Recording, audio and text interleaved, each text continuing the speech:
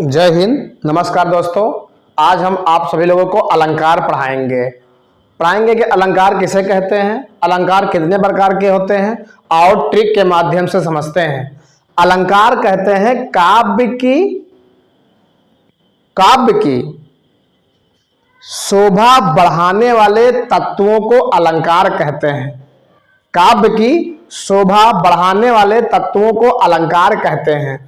अगर in the other words की बात करें तो हम इन द अदर वर्ड में कह सकते हैं कि शोभा कारक पदार्थों को अलंकार की संज्ञा दी जाती है। शोभा कारक पदार्थों को अलंकार की संज्ञा दी जाती है। आइए हम अलंकार के जनक की बात करें तो अलंकार के जनक भामाशाह ऋषि को माना जाता है।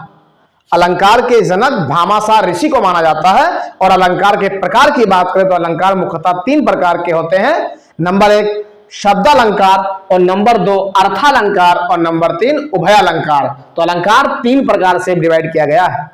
और जिसमें से जो पेपर में सबसे ज्यादा पूछा जाता है वो पूछा जाता है सिर्फ जो है शब्दालंकार और अर्थालंकार के कुछ टाइप पूछे जाते हैं, और उन्हीं टाइपों को हम यहां पर चर्चा करेंगे। जो मुख्य टाइप हैं, जो सबसे ज्यादा इंपॉर्टेंट हैं, जो सबसे ज्यादा पेपर में पूछा जाता है, हम उसी की चर्चा आज करने वाले हैं। और ये चर्चा ट्रिक के माध्यम से करने वाले हैं कि देखते वक्त ट्रिक लगा दिया जाए ये कौन सा अलंकार है, क्योंकि कंपटीशन में समय नहीं रहता है। आइए शब्दालंकार किसे कहते हैं देखें। अगर काव्य की सुंदरता, काव्य की शोभा शब्दों के माध्यम से बढ़ता है, काव्य की शोभा, काव्य की सुंदरता शब्दों के माध्यम से बढ़ता है तो ऐसे अलंकार को शब्दालंकार कहते हैं। और यदि काव्य की शोभा अर्थों के माध्यम से बढ़ता है, काव्य की शोभा अर्थों के माध्यम से बढ़े तो उसे अर्थालंकार कहते हैं। और यदि काव्य की शोभा शब्द और अर्थ दोनों से मिलकर बने तो ऐसे अलंकार को मैं उभयालंकार के नाम से जानता हूं। ऐसे अलंकार को मैं उभयालंकार के नाम से जानता हूं। चलिए देखता हूं मैं शब्दालंकार। शब्दालंकार में आता है अनुप्रास अलंकार। क्या आता है? अनुप्रास अलंकार आता है। और शब्दालंकार में आता है यमक अलंकार। क्या आता है? यमक अलंकार। और शब्दालंकार में आता है श्लेष अलंकार, और अन्य अलंकार भी आते हैं शब्द अलंकार में। परंतु मैं इन तीनों अलंकार को सिर्फ चर्चा करूंगा क्योंकि यही तीनों अलंकार सबसे ज्यादा पेपर में पूछा जाता है, इसीलिए मैं सबसे ज्यादा चर्चा इन्हीं तीनों अलंकारों के बारे में करूंगा। और अर्थालंकार की बात करें तो अर्थालंकार में उपमा अलंकार आता है, उत्प्रेक्षा अलंकार आता है और रूपक अलंकार आता है। उपमा, उत्प्रेक्षा और रूपक यही जो है अर्थालंकार में सबसे ज्यादा इंपॉर्टेंट है पेपर की दृष्टि से। चाहे यूपी बोर्ड हाई स्कूल की बात करें, इंटर की बात करें तो हाई स्कूल और इंटरमीडिएट में सबसे ज्यादा यही सब अलंकार पूछा जाता है। इसीलिए मैं सबसे ज्यादा चर्चा करता हूं क्योंकि ये कंपटीशन में भी पूछा जाता है। आइए मैं करता हूं अनुप्रास अलंकार, क्योंकि अनुप्रास अलंकार शब्दालंकार के अंतर्गत आता है। अनुप्रास अलंकार में क्या होता है, इसमें वर्णों की आवृत्ति होती है। किसकी आवृत्ति होती है? वर्णों की आवृत्ति। अगर वर्ण बार बार रिपीट हो, वर्ण बार बार आ रहे हो, अगर ऐसा कहीं चमत्कार दिख रहा हो किसी वाक्य में, किसी पद में, तो जान लीजिए वहां पर कौन सा अलंकार है? अनुप्रास अलंकार है। कौन सा अलंकार है? अनुप्रास अलंकार है। जैसे तनुजा तट तमाल तरवर बहुछाए। क्या है? तनुजा तट तमाल तरवर बहुछाए। कौन सा अलंकार है? अनुप्रास अलंकार। क्यों? क्योंकि इसमें ता रहा है बार बार।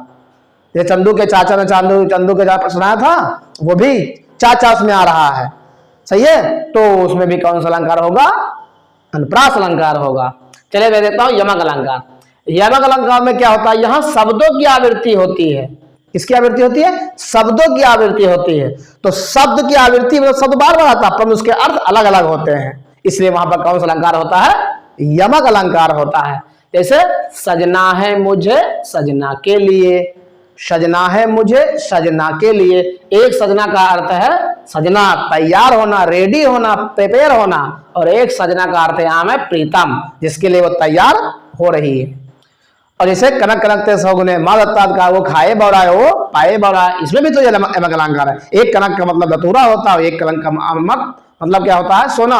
अगर कोई धतूरा खा ले फिर भी बौरा जाता है, और कोई सोना पा जाए वो भी बौरा जाएगा। ठीक है, आइए देखते हैं श्लेष अलंकार। श्लेष अलंकार क्या होता है? इसमें शब्द तो एक ही होते हैं, चिपके होते हैं, शब्द एक ही होते हैं, और उन शब्दों का जो अर्थ होता है वो बिल्कुल एक से चिपके चिपके होते हैं। जैसे कैसे चिपके होते हैं कि एक ही शब्द एक ही होता है, चिपके होते हैं, परंतु अर्थ के अलग अलग होते हैं।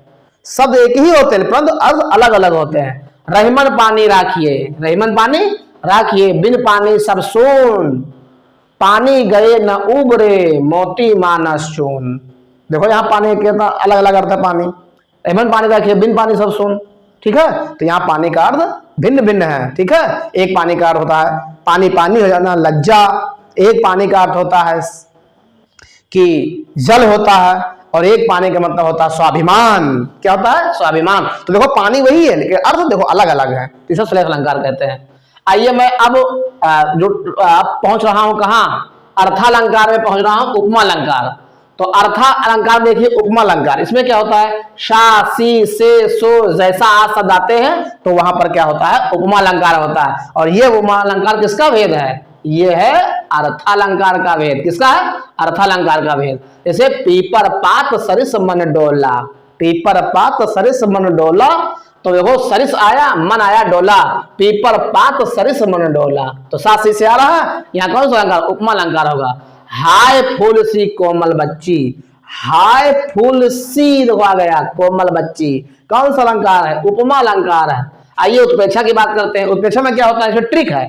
ट्रिक क्या है? मानो मनो, जानो जनो, मनहु जनहु आदि शब्द अगर आते हैं, मानो, जानो, मनहु जनहु, जन मन आदि ये शब्द आते हैं तो वहां क्या होता है? उत्प्रेक्षा अलंकार। वहां क्या होता है? उत्प्रेक्षा अलंकार होता है। जैसे सोहत ओढ़े पित पट श्याम सलोने घात, और मनो मनो नील मन शैल पर आता प्रयोग प्रभात, आता प्रयोग प्रभात, देखो आ गया क्या? मनो मनहु आ गया। तो जहां मनहु जनहु मानो जानो आ जाए किसी शब्द किसी वाक्य में ये शब्द प्रयोग किए जाए अगर, तो वहां पर क्या होगा? उत्प्रेक्षा अलंकार। क्या होगा?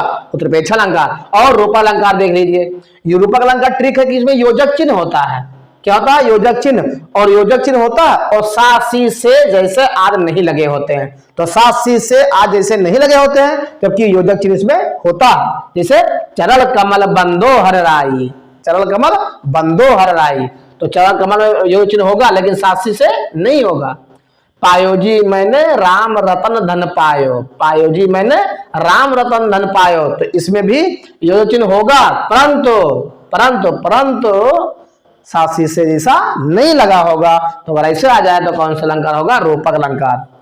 आप लोग जानते होंगे हमारा कोचिंग सेंटर गंडारा बाग कैसरगंज बहराइच में स्थित है और ऑफलाइन क्लासेस स्टार्ट हो गई हैं। अगर आप लोग हमारे ऑफलाइन क्लासेस में फिजिक्स, केमिस्ट्री, इंग्लिश, बायो सभी सब्जेक्ट यूपी बोर्ड के अगर पढ़ना चाहते हैं और विधिवत तैयारी करना चाहते हैं तो आइए हमसे संपर्क करिए और क्लासेस स्टार्ट हो गई हैं। आज के लिए बहुत बहुत धन्यवाद। ये देखने के लिए आपको बहुत बहुत धन्यवाद। जय हिंद, जय भारत।